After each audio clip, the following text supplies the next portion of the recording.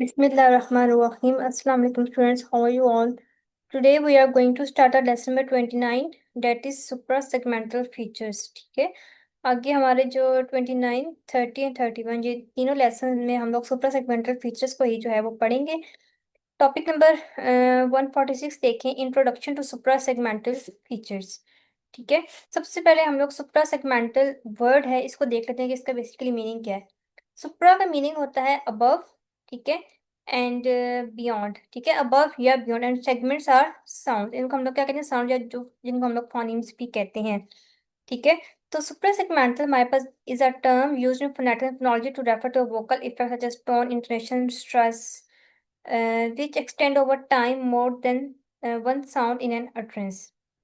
मैं आप लोगों को अगर सिंपल वर्ड्स में बताऊँ ना, तो हमारे पास जो सुप्रा सेगमेंटल है उसका मतलब होता है कि the feature of speech that are above individual sounds to vowel और कॉन्सोनेंट्स। ठीक है, यानी कि एक इंडिविजुअल साउंड से जो ऊपर का एक लेवल होता है, यानी कि उसके बाद हमारे पास क्या आता है, वर्ड और सेंटेंस। ठीक है, यानी कि अब इसका जो इन्होंने मीनिंग बताया ना कि अबव साउंड्स या बियॉन्ड साउंड्स, तो यहाँ पे इसका मीनिंग ये है कि साउंड से ज़रा हट के, यानी कि वर्ड्स और सेंटेंस के लेवल पे जो है ये सुप्रासेगमेंटल फीचर्स जो हैं ये यूज होते हैं, और ये वर्ड और सेंटेंसेस को क्या करते हैं, उन पर इफेक्ट करते हैं। ठीक है, यानी कि ये कुछ एक्स्ट्रा फीचर्स होते हैं जो हमारी स्पीच को एक इमोशनल, एक रिदमिक और एक मेलोडिक इफेक्ट जो है वो दे रहे होते हैं। ठीक है, अगर आपने सिंपल डेफिनेशन करनी है तो वो आप ये भी लिख सकते हैं कि suprasegmental means the feature of speech that are above individual sounds. ठीक है, इंडिविजुअल साउंड्स में हमारे पास वॉवल्स और कॉन्सोनेंट्स आ जाते हैं। ओके, आगे आप लोग एक लाइन ऐड कर सकते हैं कि these are extra features that give our speech emotion, rhythm and melody. ठीक है, अब यहाँ पर देखिए मैंने कुछ सुप्रा सेगमेंटल फीचर्स बताए गए हैं जिनमें हमारे पास pitch, stress, tone, intonation, juncture, ठीक है, ये आ जाते हैं, इनको हम लोग आगे जाके पढ़ेंगे। हाँ, आगे इन्होंने कहा है कि remember that these feature meaningful when they are applied above segmental level. ठीक है, यानी कि अगर इनको सेगमेंटल लेवल से अबव जो है इनको हम लोग अप्लाई करेंगे ना, तो फिर क्या होगा, ये मीनिंगफुल होंगे, यानी कि ये मीनिंग को चेंज कर देंगे। ओके, ये हम लोग आगे जाके पढ़ेंगे। बस यहाँ से आप लोगों ने सिर्फ बेसिकली ये इसकी डेफिनेशन करनी है, और बाकी आपने ये देख लेना कि कौन कौन से हमारे पास सुपर सेगमेंटल फीचर्स आ जाते हैं।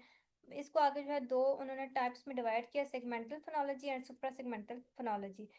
अब सेगमेंटल फोनोलॉजी हमारे पास क्या होती है, सेगमेंटल फोनोलॉजी बेसिकली हमारे पास डील करती है with the study of individual sounds. ठीक है, ये जो है इंडिविजुअल साउंड्स को सेगमेंटल फोनोलॉजी जो है वो स्टडी करती है, जैसे कि हमारे पास वॉवल्स आ जाते हैं या कॉन्सोनेंट्स आ जाते हैं, यानी कि इंडिविजुअल साउंड्स होती हैं तो उनको स्टडी करती है सेगमेंटल फोनोलॉजी। ठीक है, और देखती है कि हाउ दे आर ऑर्गेनाइज, कि इनको किस तरह ऑर्गेनाइज किया गया और ये किस तरह से लैंग्वेज में फंक्शन कर रही हैं। ठीक है, जो सेगमेंटल फोनोलॉजी है बेसिकली फोनीम्स को देखती है, उनके फीचर्स को देखती है, उनके पैटर्न को देखती है, लाइक सैलेबल स्ट्रक्चर्स और साउंड चेंजेस। ठीक है, उनके स्ट्रक्चर्स को देखती है और उनके साउंड को देखती है कि वो किस तरह से चेंज हो रही है। तो सेगमेंटल फोनोलॉजी बेसिकली हमारे पास ये होती है। नेक्स्ट हमारे पास आता है suprasegmental phonology. Suprasegmental phonology जो है वो बेसिकली हमारे पास स्टडी करती है speech features that go beyond individual sounds, ठीक है, and effect larger units like syllable words और फ्रेजेस। ठीक है, वही बात मैंने आपको हमने भी पढ़ी कि सुप्रा सेगमेंटल हमारे पास डील करती है स्पीच फीचर्स के साथ जो कि that go beyond individual sounds, यानी कि इंडिविजुअल साउंड्स से ज़रा हट के जो हमारे पास वर्ड्स आ जाते हैं, फ्रेजेस आ जाती हैं, ठीक है, हमारे पास सैलेबल्स आ जाते हैं, उनको क्या करती है, उनको स्टडी करती है, उन पर जो ये जो फीचर्स हैं इफेक्ट कर रहे होते हैं उनको स्टडी करती है। ठीक है, सुपर सेगमेंटल फोनोलॉजी में हमारे पास क्या क्या इंक्लूड होता है, हमारे पास stress, intonation, pitch, rhythm, length, ठीक है, which shape the melody and time of speech. ठीक है, तो ये सारे जो है हमारे पास सुपर सेगमेंटल फीचर्स होते हैं। नेक्स्ट आप लोग टॉपिक देखें सैलेबल। ठीक है, आप लोगों का बहुत इजी सा लेसन है और बहुत इंपॉर्टेंट लेसन है, इसमें से बहुत से क्वेश्चन आते हैं पेपर में।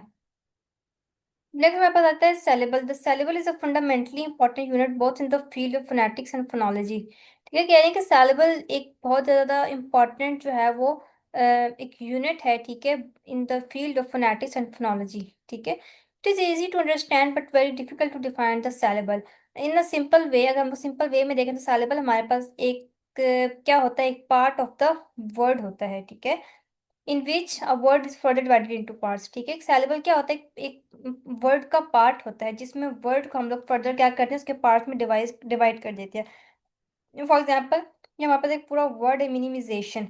अब इसमें देखिए उन्होंने इसको कितने पार्ट में डिवाइड किया, 1 2 3 4 5, तो हम लोग कहेंगे कि इसमें कितने सैलेबल्स हैं, 5 सैलेबल्स हैं। ठीक है, इनको आपने थोड़ा सा देखना है, ये एमसीक्यूज में आ जाते हैं, वर्ड दे के पूछ लेते हैं कि how many syllables are in this word.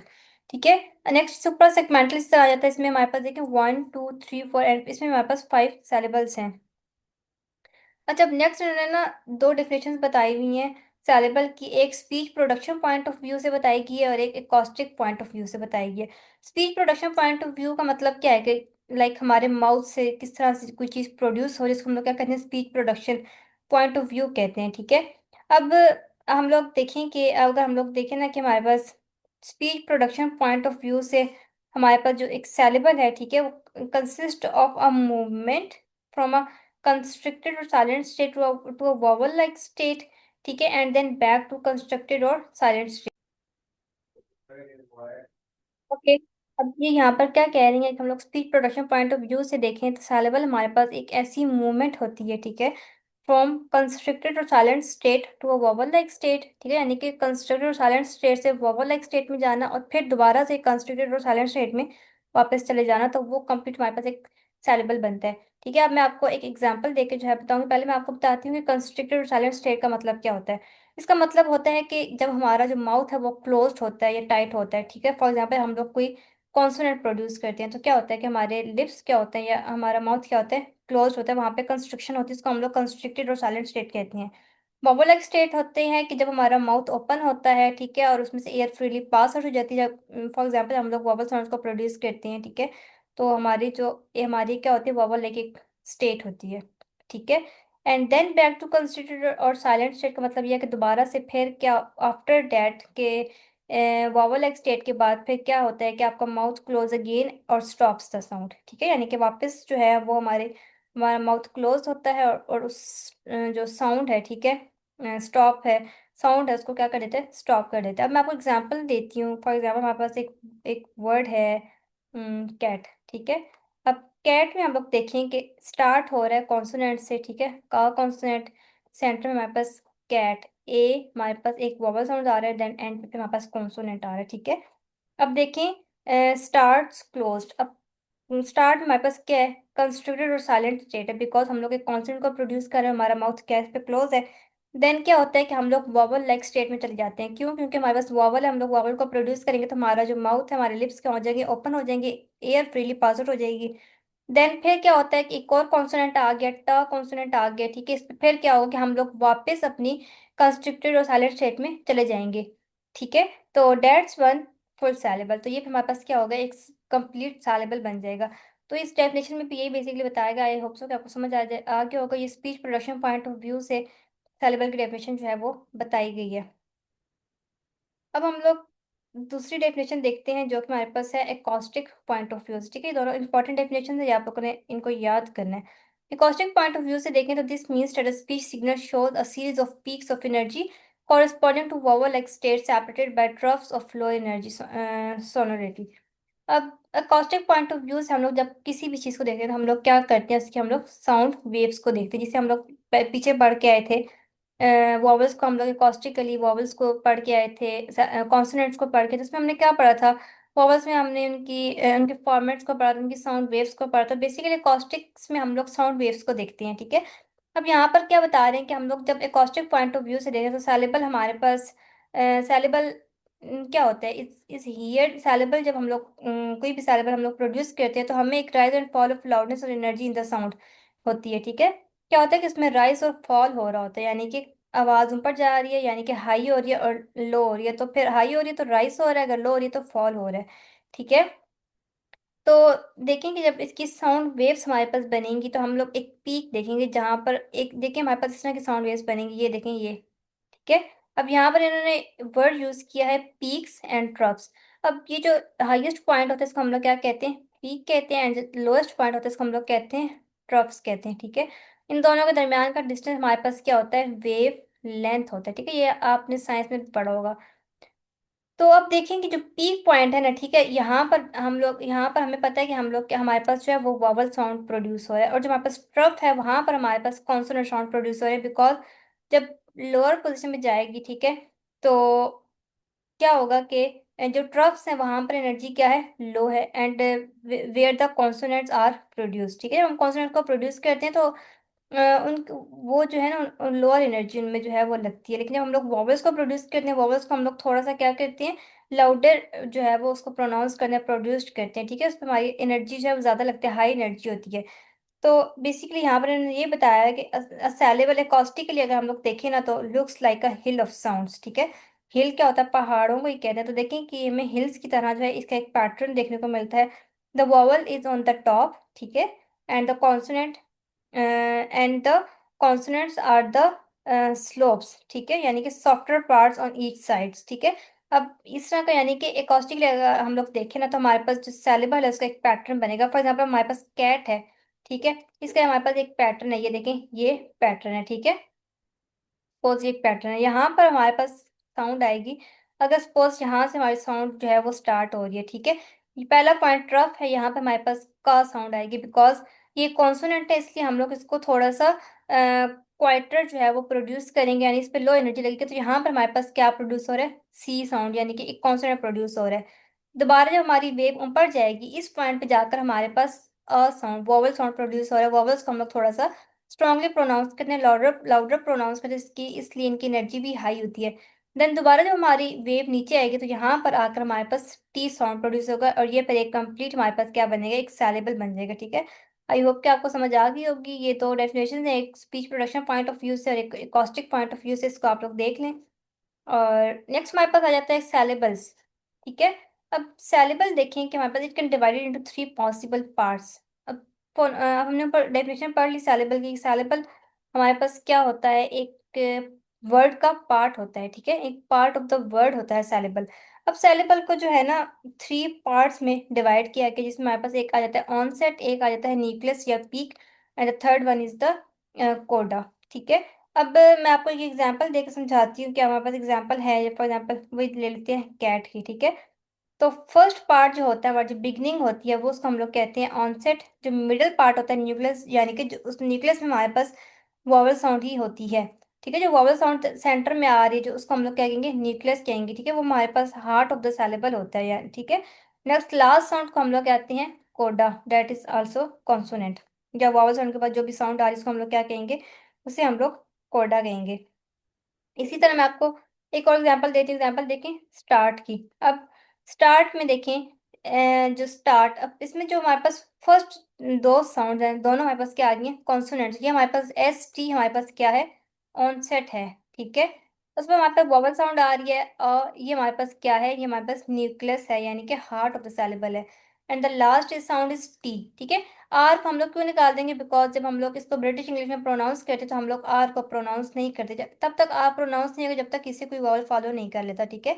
यानी कि इसके बाद अगर कोई वॉवल आ रहा होगा तब आर साउंड प्रोड्यूस होते हैं, वरना आर साउंड प्रोड्यूस नहीं होता ब्रिटिश इंग्लिश में। ये चीज़ हम लोग पीछे पढ़ के आए हैं। हमारे पास जो ब्रिटिश एक्सेंट होता है वो नॉन रॉटिक एक्सेंट होता है, ठीक है। तो यहाँ पर हम लोग आर को इसलिए स्किप कर रहे हैं, नहीं ले रहे, तो टी हमारे पास क्या आ जाएगा, टी इज द कोडा, ठीक है। तो इस तरह से इसके जो सैलेबल होते हैं उसके थ्री पार्ट्स होते हैं। ये इंपॉर्टेंट क्वेश्चन है ये, ठीक है। ये सारे कॉन्सेप्ट बहुत इंपॉर्टेंट है और बहुत ही ज्यादा इजी है, बहुत ज्यादा, ठीक है। तो इसलिए आपने इनमें बिल्कुल कंफ्यूज नहीं होना।